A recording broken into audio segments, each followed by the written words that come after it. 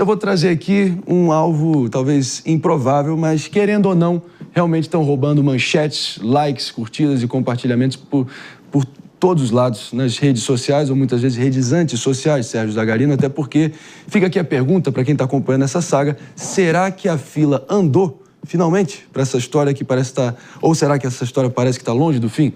Eu me refiro ao romance do filho do Luciano Huck, Benício Huck, que foi alvo de toda uma polêmica danada envolvendo a namorada dele, ou ex-namorada, ou agora nova namorada novamente, que é uma influenciadora adolescente, né?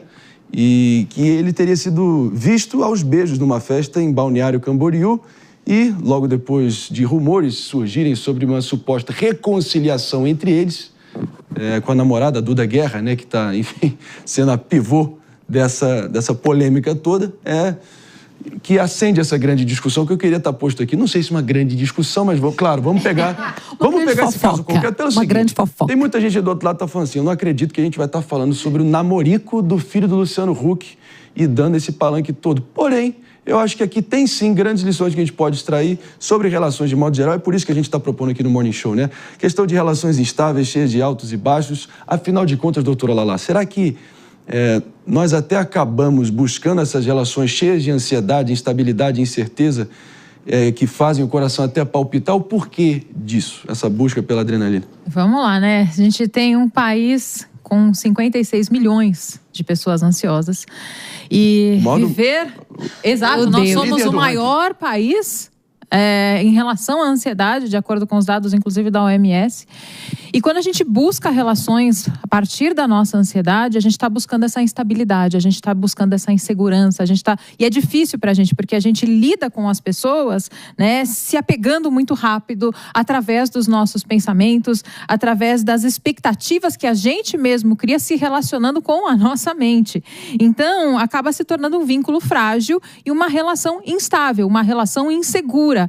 E a gente vive a partir de uma dopamina, de uma sensação exatamente provocada por essa insegurança, por essa instabilidade que traz pra gente essa sensação agradável numa relação. Só que o amor romântico, né, ele precisa dessa estabilidade e essa continuidade. Isso ajuda a diminuir os nossos níveis de ansiedade. Então a gente tem que tomar muito cuidado como a gente se relaciona com uma outra pessoa quando estamos num quadro de ansiedade, né? Uma relação assim fugaz, através do próprio Benício, né, que a gente pode olhar, assim, o quanto que a gente está precisando tampar uma dor nossa, o quanto que a gente está precisando provar para os outros que a gente está super bem, o quanto que superar, virar a página de uma forma tão rápida também não é um comportamento ansioso.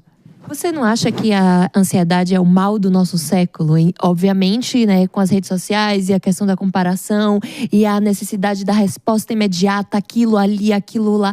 Então, esse quadro, esse número de pessoas, 56 milhões de pessoas, você falou, vão tender a aumentar. E o que a gente pode fazer para evitar esse tipo de relacionamento como esse aí que a gente vê? É basicamente um tipo de relacionamento quase que tóxico, né, também. Imagina ali a dopamina que vai, sobe, desce, instabilidade. Então, nesse sentido, como a gente pode combater num cenário em que a ansiedade é o mal do século e que as relações estão cada vez mais assim, baseadas na dopamina, qual é o remédio, a solução para a gente não se envolver nesse tipo de dinâmica? Vamos lá, ótima a sua pergunta, Maria. É o seguinte, você falou de um aumento 3, 4 anos atrás, a gente estava em 38 milhões de brasileiros. Hoje, a gente já está com 56. Então, assim, a gente está aumentando exponencialmente a quantidade de ansiedade.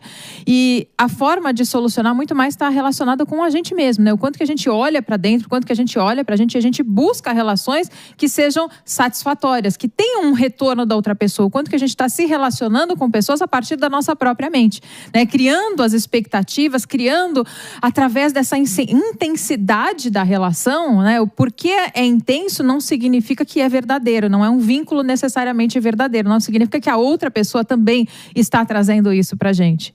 Eu tenho percebido que as pessoas elas estão se pautando muito em razão da rede social. Exatamente. Isso que eu queria colocar. Somos todos súditos da ditadura do algoritmo, como eu venho dizendo aqui. Tenho percebido... Tá deixando todo mundo meio doido, por isso que eu chamo de redes antissociais de vez em quando. Porque, enfim, é absolutamente normal, eu diria, Zagarino, quero te ouvir também, que nessa fase da vida, né, especialmente considerando a Duda Guerra e o Benício Huck, eles estão ali com essa hiperexposição, os holofotes do paparazzi ali na rédea curta, expondo tudo o que eles conseguirem da relação deles. O normal nessa fase, que todo mundo já passou pela adolescência com hormônios explodindo, o normal é você, enfim, pegar uma ou pegar outra e você se entediar rápido, já querer partir para o próximo. Difícil mesmo é querer se manter. Então, isso ainda mais com essa exposição toda. Mas você sabe que nessa fase, até o friozinho na barriga, né, Larissa? Era gostoso. Aquela ansiedade, aquela expectativa. Era ou é? Não, hoje, depois que a gente fica mais velho, a gente fica mais maduro e as coisas elas vão mudando. Então eu tô focando aqui realmente no adolescente. O adolescente, ele tinha aquela ansiedade de sair. Não, eu tô com 35, gente, olha a carinha. Mas o adolescente em si, quando ele ia sair, ele ia no shopping, no cinema, ele ficava com aquela expectativa de não saber o que falar. Hoje eu percebo que eles estão ficando praticamente doentes. Aí você vai poder falar até com mais propriedade, porque tudo tá baseado na rede social, no algoritmo. Eu vejo as pessoas. Eu pego o metrô, eu deixo o carro no metrô e venho de metrô aqui pra estação, aqui pra TV.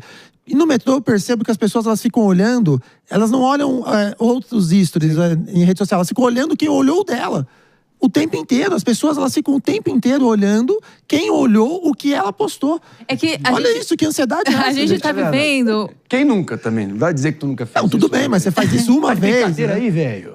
Até pra saber qual é o retorno do outro, né? E isso traz uma dopamina. Sim. Nós estamos vivendo a era dos amores líquidos e das amizades superficiais. O que essa amizade pode trazer de retorno pra gente em relação às redes sociais? Tem diversas pesquisas já mostrando isso e já parece uma tendência de que as relações de amizade, a gente tá buscando likes, a gente tá buscando fotos, a gente tá buscando mostrar pros outros e quem vê a gente isso traz uma sensação extremamente agradável e traz a sensação do adolescente que você mencionou, de fugacidade, de apaixonamento, de se sentir bem. Só para antes da gente seguir, a gente tem outro caso aqui que eu quero repercutir, mas na minha visão, a exceção, o verdadeiro milagre nessa fase da vida que os dois estão, ainda mais com esse agravante dos holofotes, dos paparazzi em cima, o milagre seria ter um relacionamento sólido, porque eu acho que o normal, normalmente, é você se apaixonar, se envolver ao extremo, se entediar mais rapidamente e já partir para o próximo papel. Eu vou aumentar a discussão aqui, então, posso?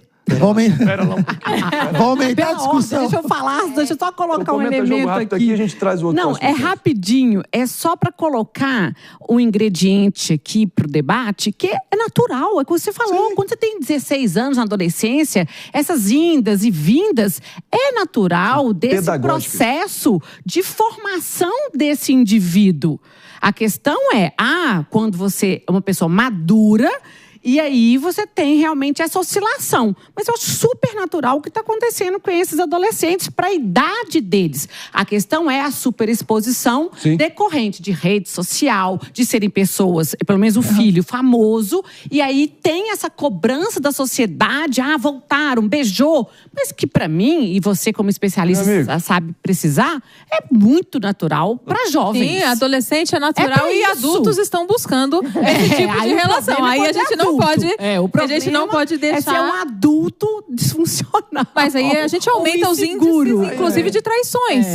Porque o adulto tem buscado essa sensação agradável que a rede social trouxe ao estabelecimento pra gente. Estômago. Então, é importante, as borboletas no estômago que muitas vezes traz as novas relações, seja pelos términos e divórcios que aumentaram índices absurdos recentemente, ou seja pelos índices de traição que começam a cada vez mais surgir e aparecer de uma forma exponencial. Então, a ansiedade, a rede social e a borboleta no estômago.